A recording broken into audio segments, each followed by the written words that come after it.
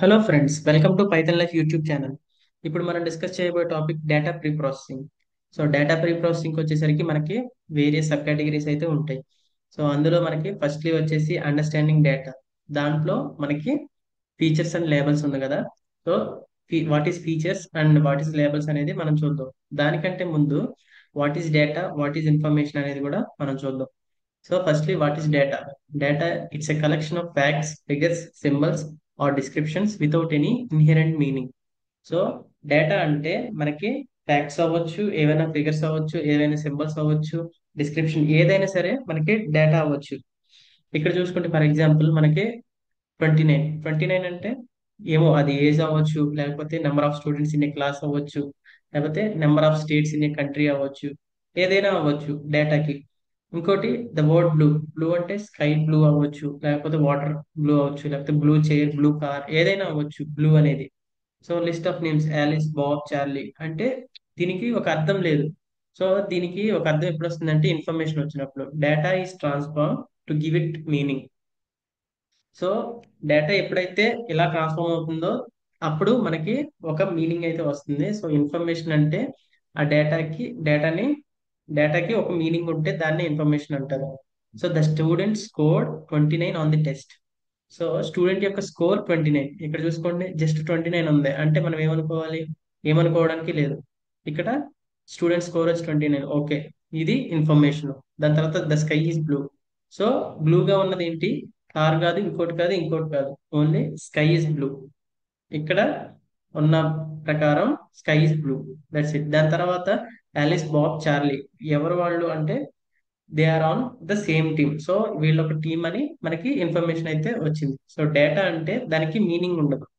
Data అంటే ఉంటుంది, particular facts కానీ ఫిగర్స్ కానీ ఏవైనా అవ్వచ్చు. బట్ ఇన్ఫర్మేషన్ అంటే దాని గురించి మొత్తం ఒక మీనింగ్ అయితే ఉంటుంది. డేటాకి మీనింగ్ ఉంటే దాన్నే ఇన్ఫర్మేషన్ అంటాం.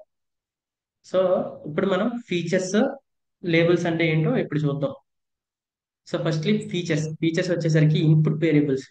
ఇన్పుట్ వేరియబుల్స్ అంటే ఏవైతే మనం వేరియబుల్స్ ఇస్తున్నామో, ఇక్కడ ఒకటి గుర్తుపెట్టుకోవాల్సిన విషయం ఏంటంటే వేరియబుల్స్ అన్న, కాలమ్స్ అన్న, లేకపోతే ఫీచర్స్ అన్న, ఇవన్నీ కూడా ఒకటే కేటగిరీకి వస్తాయి. ఏంటి?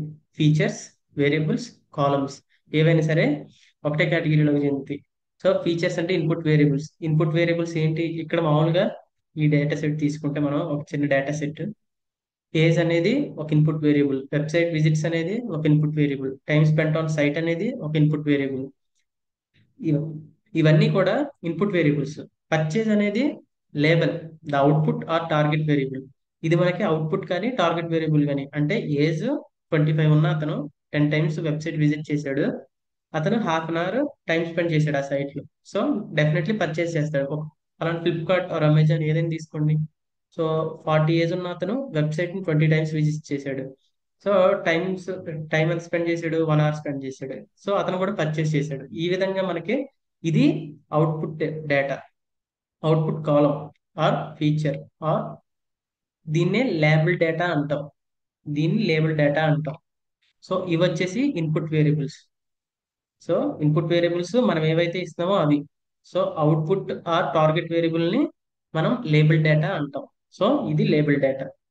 సో ఇక్కడ సేమ్ ఇంకొక example, age, education, experience. So age ని బట్టి, ఎడ్యుకేషన్ బట్టి, ఎక్స్పీరియన్స్ ని బట్టి మనం శాలరీ అయితే ప్రెడిక్ట్ చేయొచ్చు. ఎక్స్పీరియన్స్ పెరిగే కొద్దీ శాలరీ పెరిగింది. సో దీన్నే లేబుల్ డేటా అంటాం.